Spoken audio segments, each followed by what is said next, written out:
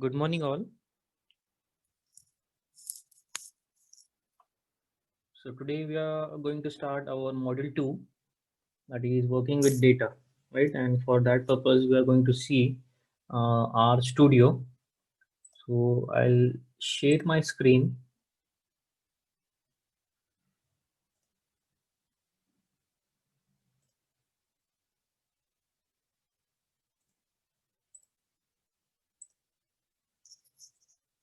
Okay. So I hope everyone can see my screen here.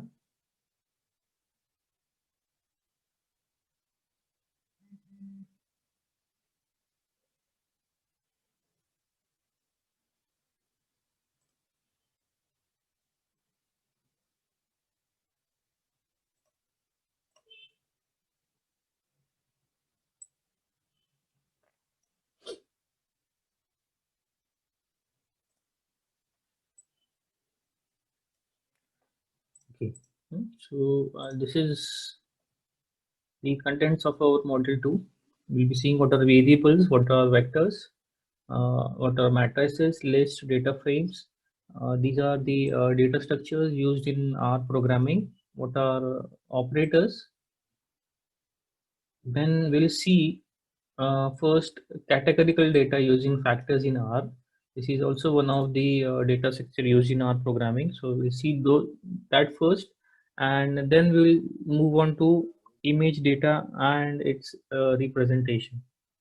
Right. So we'll see how image can be represented, how different filters can be applied, how we can change a particular image to grayscale, right, and change its elements, and see how different packages are used for images, right? But before going to this a little bit complex part, we need to understand the basic fundamentals of R, right? In first module, we have saw what is data science, and some introduction part to machine learning with their three categories, that is supervised, unsupervised, and reinforcement, right? So for to perform those in your upcoming modules, we need to first be a little bit hands-on on our programming, right? So these two modules, module 2 and module 3, will help us to get the basic fundamentals, and here we will be getting in module 3 to plot it, that is to visualize that data, okay?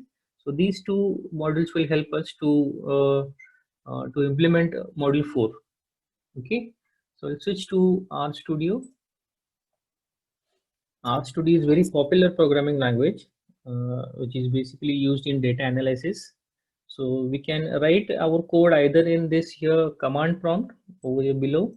This is our command prompt, or you can call it as console, or we can use an R script file, right? So here you can see here it is untitled one, the cursor blinking over here on the screen. We can write our code or script here as well as in the console, right? So the writing on console, that we cannot save our file, right? So whenever we use this editor window, we can save our file. So for writing our code, we'll be using this block over here. Okay. So it helps us to store our file, and later on whenever we need it, we can again retrieve it, right? So I'll first save this file. This is an empty file. Let's write something into it. I'll write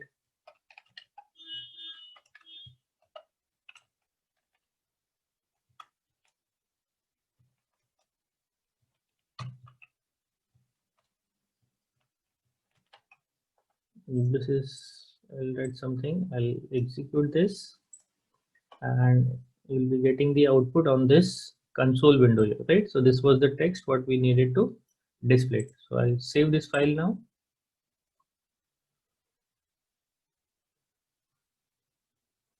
So we'll give some name as module2.r, right? So the extension to save this file will be as .r. Okay.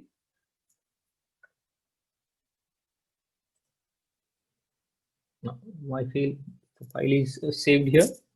Now let's see. This was a basic example how to just print your text on the screen, right? It is as you done in Python. right?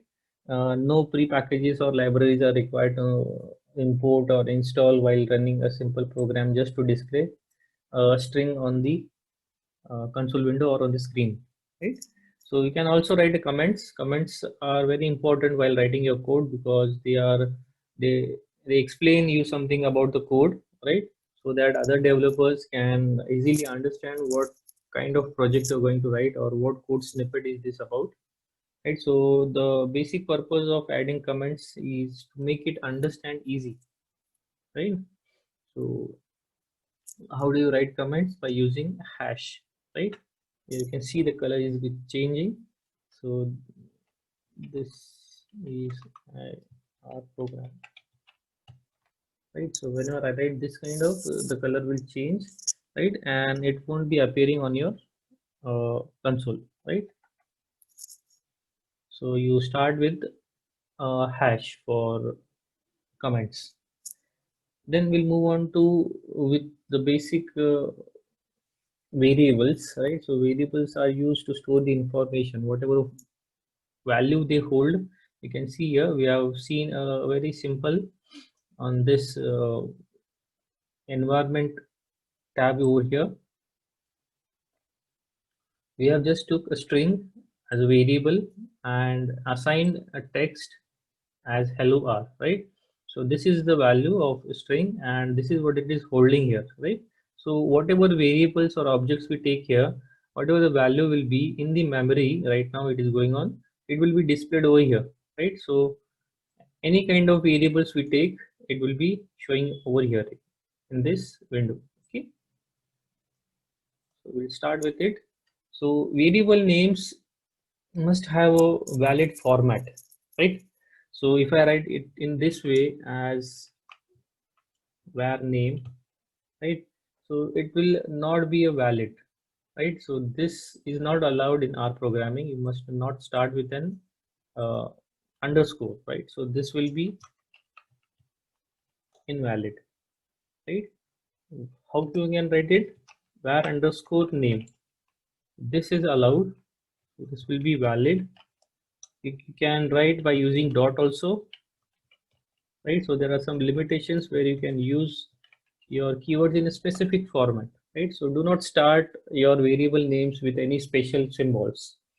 So these are some valid theming schemes for writing how variables can be defined, right? So normally for any traditional programming language, you have seen that to assign a variable, what you use is equal to sign, right? So here in our programming, you can use three different operators, three different ways of assigning a variable. Suppose I take a variable as var1 and normally I do is assign this value, right? So var1 will be equal to 33, right? So I can write in this way also var1 by using this sign as assigning 24, right?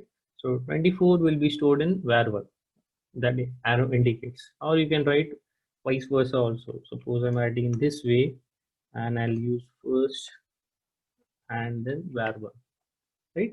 So I'll compile these lines. So if you want to run the entire source file, all these lines of code, you do not have to do anything, just click on this source button, right?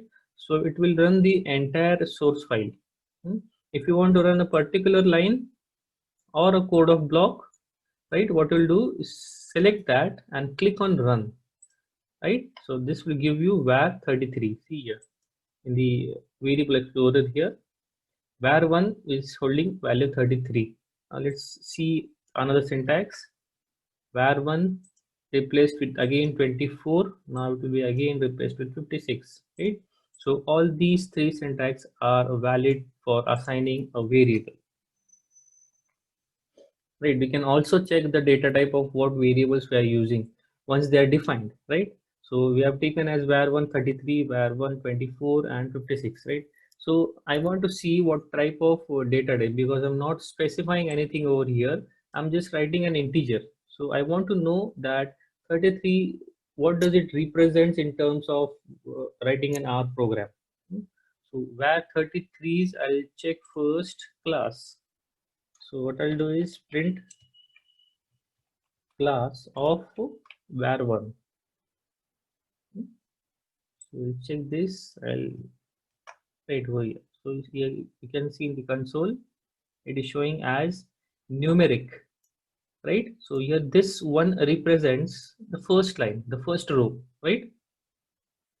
Because while writing these codes, there might be an external file and you may have number of rows and columns here, right? As an representation of data set or data frame, right? So we'll be needing more than one rows and one columns. So this is a representation that you are on the first line.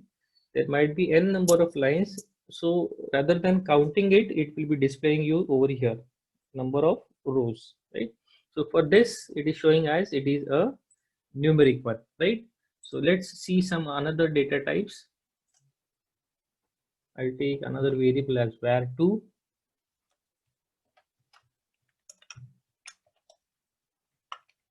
If I take this, I'll copy this and make it var2. First, I'll load var2 in the memory. See here, var2 is in the memory with this text, and I'll check the class of that variable. So it is character, right? Now let's see how an integer value is represented. I'll take another variable var3 equal to 25 capital. Here capital L represents the integer value, right? So I need to check the class of this variable. Print class var3. So first load it into the memory and then check its class. Its class is as integer. So this L and here just a normal number, this represents as numeric and this represents as integer.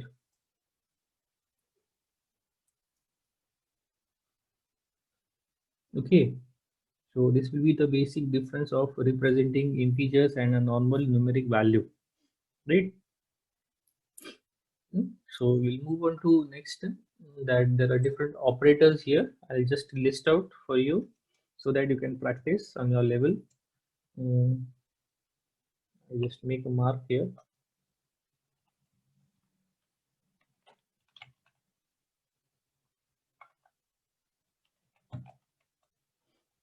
So this is how we're going to start new point as operators, right? We'll be seeing different operators in R. There are a total 5 types of operators. We have categorized it into 5 different groups. First is arithmetic. Arithmetic operators. Second will be relational. Third will be logical. Fourth, assignment, what we just saw, assigning some values to a variable. And then last is miscellaneous. Right, so these are 5 different categories of operators being used in R programming, right? So we'll be seeing one by one. So we'll start with first one.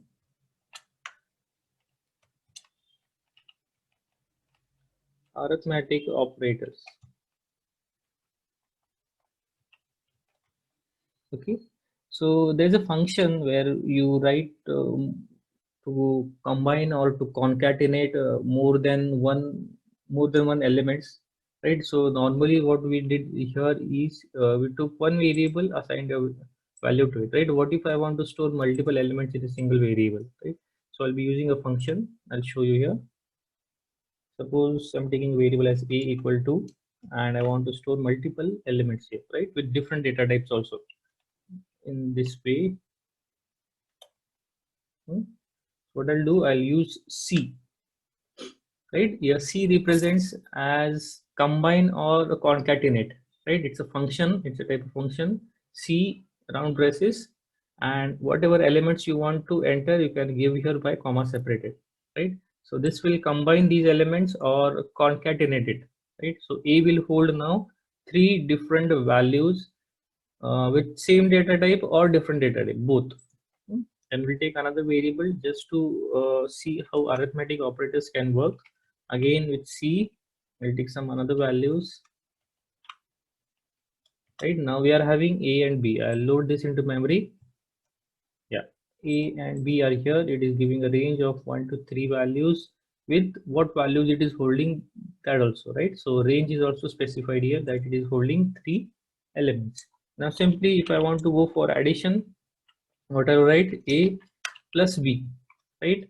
For subtraction, I'll write print A minus B, right? Similarly for division, multiplication will be the same.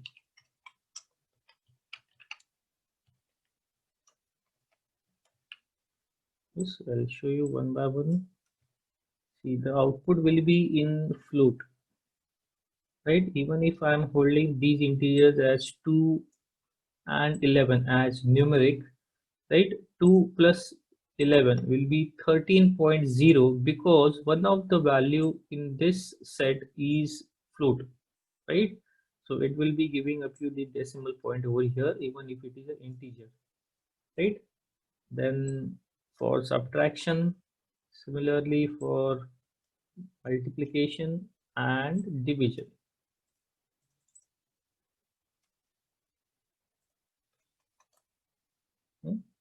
Now we have two more arithmetic calculations here. Print A, percent, division sign and percent, and P. It's give you the modulus type, right? So it calculates the quotient, right? So we'll be using these elements 2 to 11, 3.3 to 5, and 4 to 3.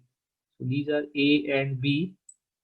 I'll execute this. So you're getting 0, 0, and 1. So what quotient we are getting with two first element, that is A by 12, 3.3 by 5, 4 by 3. And there's one more called as exponent, right? At symbol and B. So it will give each first to the raised to second, right? So you're getting these three values here, right? So this is about arithmetic, basic arithmetic operators, right? Then we'll see second, that is relational operator.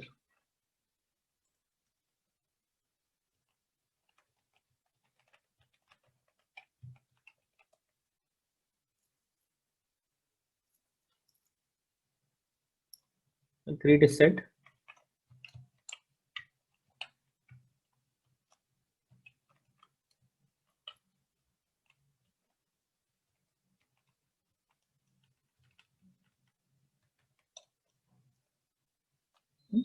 Here we have operators such as greater than, less than equal to, greater than equal to, right? Assigning a value, comparing two different values, right? Whether it is equal to or not. Then to check whether it is not equal to, right? So these kind of operators will be listed out in the category of relational operators, right? So I'll give you an example first. A greater than B, right? I'll load these new A and B values.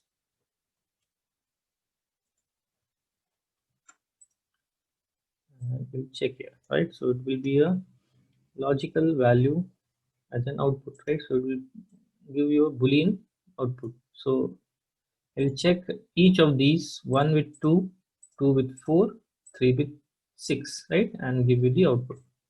Similarly, for less than, you can check.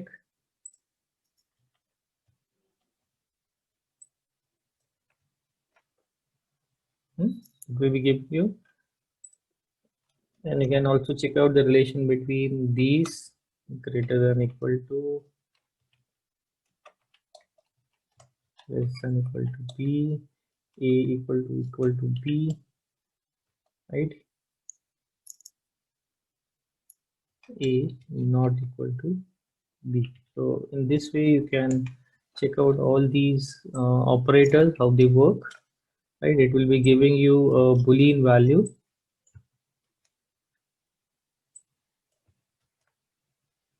Okay, so all these six operators, what we have seen, those come under the category of relational operators.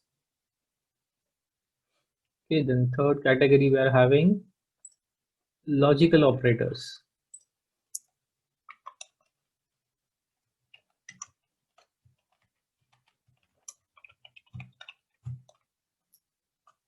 Okay, now what I'll do is I'll take some Boolean values into it rather than just entering only integer values, and also some complex numbers. Hmm.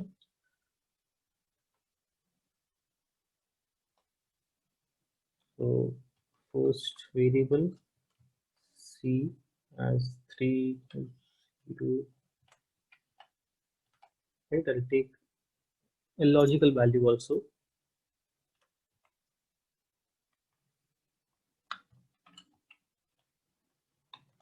This is A, this is B.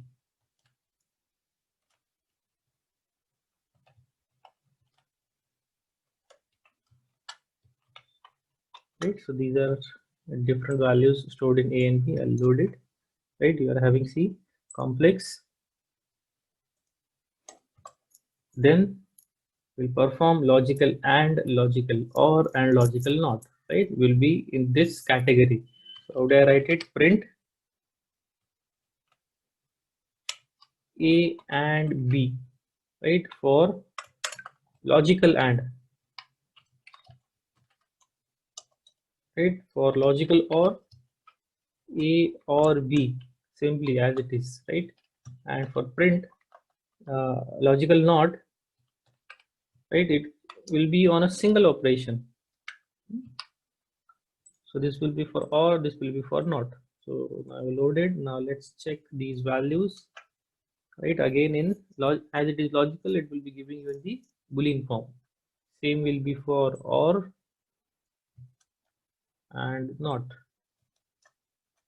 Okay, so these three are under logical operators category. Now fourth we have assignment, right? We have seen this already. Just I'll categorize here. So how we can assign variables by using equal to sign. Then the second category was dash and this arrow, this kind of tending towards right and tending towards left, right? So these were three operators used to assign values, right? So this comes under the category of assignment operators, right? You need to remember all these because these might reflect you in your quizzes or IC. Okay, so do take care that you at least go through these once. Okay, last we'll see miscellaneous operators. Right, there's colon. Hmm? Colon is an operator used to create a series, right? A range of a particular numbers. As you can see here, 1:4. So this indicates that you are going to create a series or a sequence of numbers, right? So even if I have not taken here as uh, some series or from starting to ending numbers, what I've done here is A and B are defined, and I need to tell the R compiler that here there are four different elements present in a variable, right? So it creates that four elements starts from index 1 to 4. That's why it is creating a range of 1:4. So this colon operator can be used explicitly by the programmer also. So I'll take a variable as var1 equal to, now I'm going to create a series of numbers. So I'll start with 1, use the operator colon and stop to 10, right? And then I'll display my content which are being printed here. So this is, I'll load first. So var1 has integer 1 to 10, and what it is holding 1 2 3 4 5 6 7 8 9 10, right? But this is into memory, this is on the go. What I need to do is I need to print it on the screen. See, now I'm getting all those series. Whatever might the series be, it will be printing for you, right? I can see here 19 is over here, right? This is second, this is third. So you can get an actual count that you are having how many numbers over here, right? So this will represent your rows.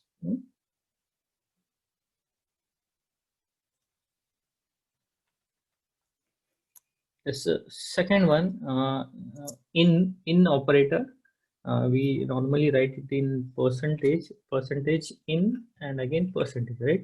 So it is used to identify that whether an element is being present in some vector or in list or not, or whether it belongs to it or not, right? So for that we need to have two different vectors, I can say. So a1 will take, and we'll take some number as 8, take another variable as a2, store some value in it, take third one as d.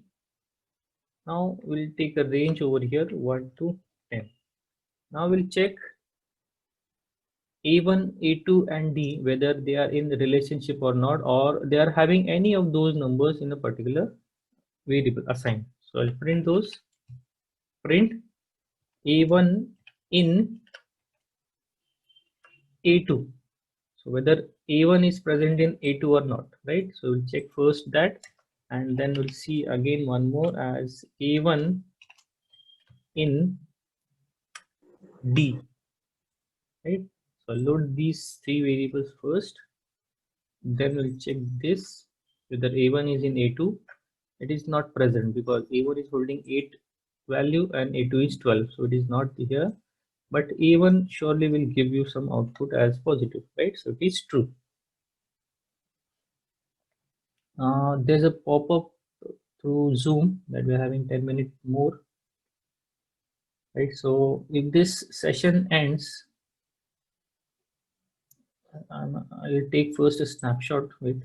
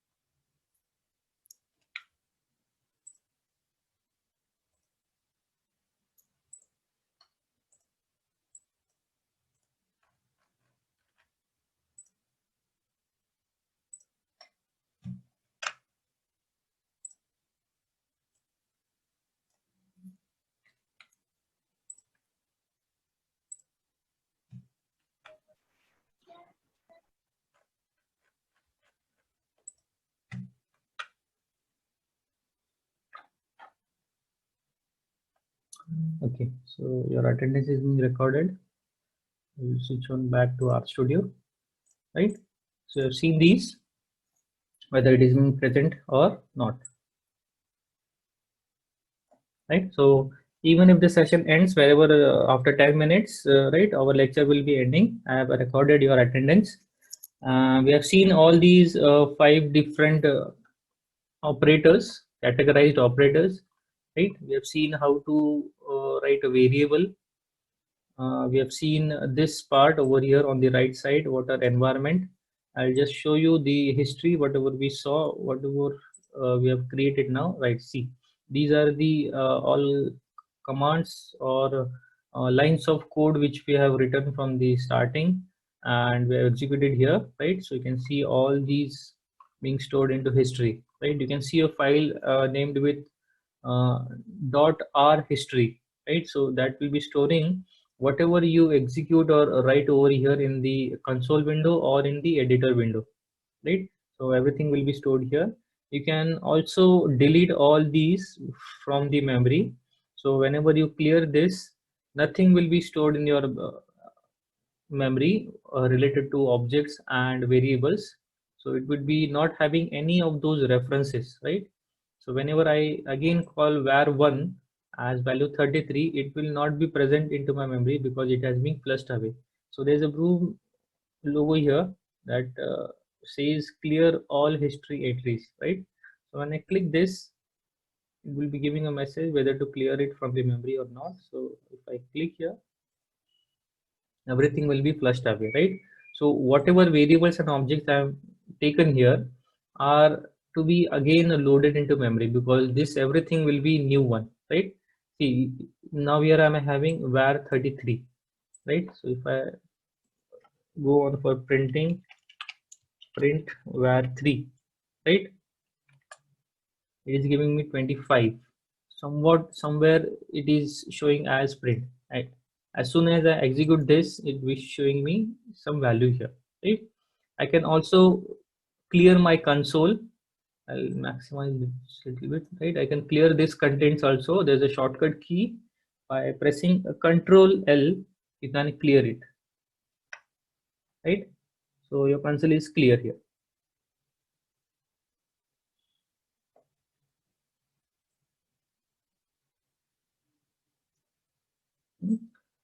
This little window here in the right bottom corner, this will be seeing when we start model 3, because this is a part of visualization, and we'll be seeing a little bit small introduction of how to install packages and what are the different built-in packages, and how to study those data sets which are being given inbuilt, right, for study purpose. So we can see packages over here, right? Normally whatever we have seen in this codes lines of code right now, we are using base package, that is our base package. Then we have data sets over here. We will be seeing different data sets in this page here. You can see these are for study purpose, right? If I click on passengers or air quality, right, normally we go for these data sets which are inbuilt in R. See here, you can see this is the dataset name as air quality. So what it describes, it gives the daily air quality measurements in New York. It was recorded from May to September 1973, right? So this is an older data, but to study how these data sets can work, how you can slice it, how you can manipulate it, you can work on this data set, right? So it is having 153 rows, right? Different observations from May 1973 to September 1973, right?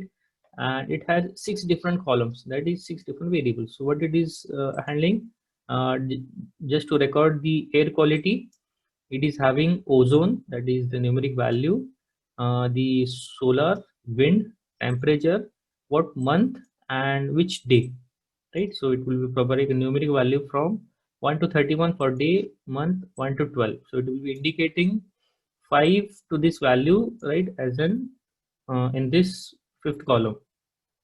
So if you want any details, now everything, every documentation of every data set built in, or might be you're installing some external packages, will be given over here even if you are offline, right? So you have these column names. See, if these are not being clear in this here, you can see temperature, it will be in degree Fahrenheit, month, whatever the month from May to September, which day from 1 to 31, right?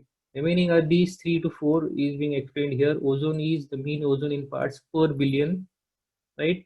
Solar radiation in some frequency band given from 4000 to 7700. Wind average speed miles per hour. So whatever values we are getting in numeric will be considered as miles per hour.